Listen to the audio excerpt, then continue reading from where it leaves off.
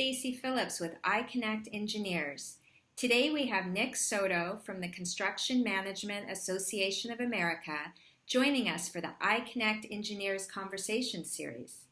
Nick is the Vice President of Certification for CMAA and has been with the organization for more than 5 years. Welcome, Nick. It's a pleasure having you join us today. Thank you for having us. Can you please tell us about the Certified Construction Manager Certification Program?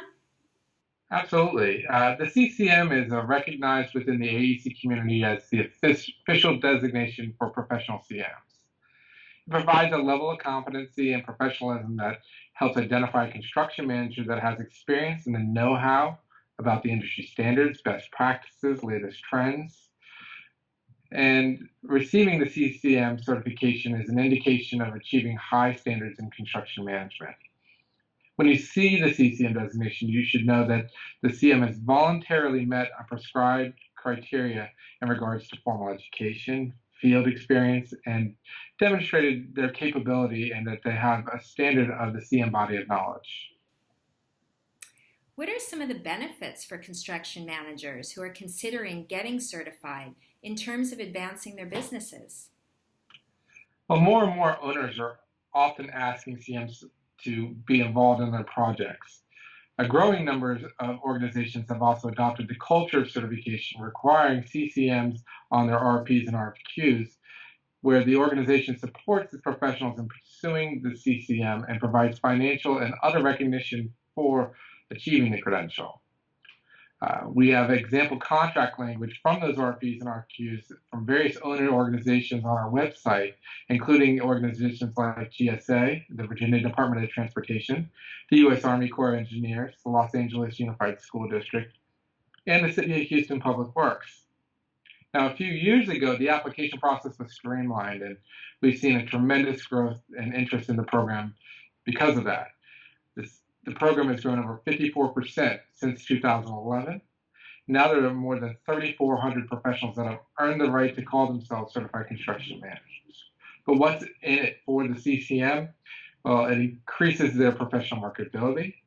They are able to manage their experience and maintain their professionalism through the recertification process, and they've enhanced their professional network. And all these potentially lead to what every professional is really looking for, and that's more opportunities, more options, more money, and more growth. Those are some impressive numbers. Thank you for sharing the benefits. How can the construction manager and training path help young construction managers achieve their CCM certificate? Well, the construction manager and training certificate program is really the gateway to the CM career path. CMA's view on the certificate program is really that the CMIT is a stepping stone to becoming a CCM. It really links you with the CCM as a mentor and helps provide that path towards becoming a professional CM. So whether you're a general contractor, a recent graduate, or a subcontractor looking to start your career in construction management, the CMIT will help show your supervisor or the organization that you're with that you're dedicated to becoming a professional CM and on your path to becoming a CCM. And what sets this credential program apart from others in the industry? Well, the CCM is accredited by the American National Standards Institute, also known as ANSI, under the ISO standard of 17024. And less than 60 other credentials have been able to meet that standard. And that ensures that we are fair, legitimate, and it really is the backbone of the credential. But many potential applicants always ask one of two questions, and I'm going to quickly address both of those. And one is, why do I need this if I have a PE? And what is the difference between this and the PMP? And so real quickly is that the PE is a license and it's not a certification, and you're required to have the PE in states to do certain work. Well, like I said earlier, the CCM is voluntary. It's a certification program, and it's really complementary to the PE. So it's something that, again, it's transferable because of the ANSI accreditation into 160 plus countries. Now, it is one of those things that does lend itself to advancing your career in other areas, which is why it's a complement to the PE, not a replacement of the PE. Now, The PMP has a lot in common with the CCM. They're both ANSI accredited under the same standard, and they both have a set criteria out of the body of knowledge. However, the CCM, when you go to sit down to take the CCM exam, is going to be geared towards construction, whereas the PMP is general project management. So you don't know if you're getting somebody who's trying to sell you home insurance or somebody who's worked in the IT field. Or it could be somebody who's worked in the healthcare realm. So the true difference is that when you sit down to take the exam, we're going to ask you questions on what you did on a construction site. Our body of knowledge is going to cover a little bit different things. We're also going to cover project management, but we're going to cover cost, time, quality management, contract administration, safety management, program management, but things like sustainability, risk management, and building information modeling are not likely to be seen on something on a PMP exam. We also require 48 months of being responsible in charge, and that's a very key difference from the 36 months that is required for the PMP, because they're not required that you've been leading the project, just that you had been on the project. And I like to use myself as an example because I never worked a day in the construction. My background is in credentialing. So I would not qualify for the CCM, but because I've helped integrate software into my different association and credentialing world, I qualify for the PMP. And I don't think you want me building your bridges or leading the projects that build the house that you're about to walk in or the building that you're about to walk in. It was very helpful to understand those differences.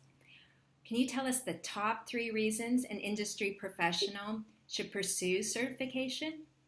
Absolutely. Having the CCM behind your name really is about those opportunities and giving you that edge. It's like wearing your resume on your shoulder. Because you have the CCM credential, you no longer need to worry about your boss asking you questions and your new client asking you questions about have you ever led a project or of this size or any of that. You have at least 2 references that have been willing to verify those responsible in charge years. You've passed the exam, so you show that you demonstrated knowledge in the CII best practices and the CMAA standards of practice, which are developed by industry peers.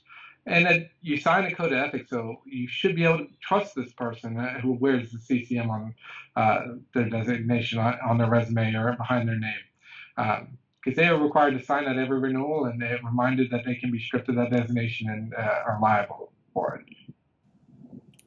So how can construction managers find out more information about the CCM program? Well, you can always contact myself or anybody on my team, but the easiest way to get information is through our website, and that's cmcertification.org. And you can find our information on there also, so if you're looking and you have questions, you can feel free to contact us at any time.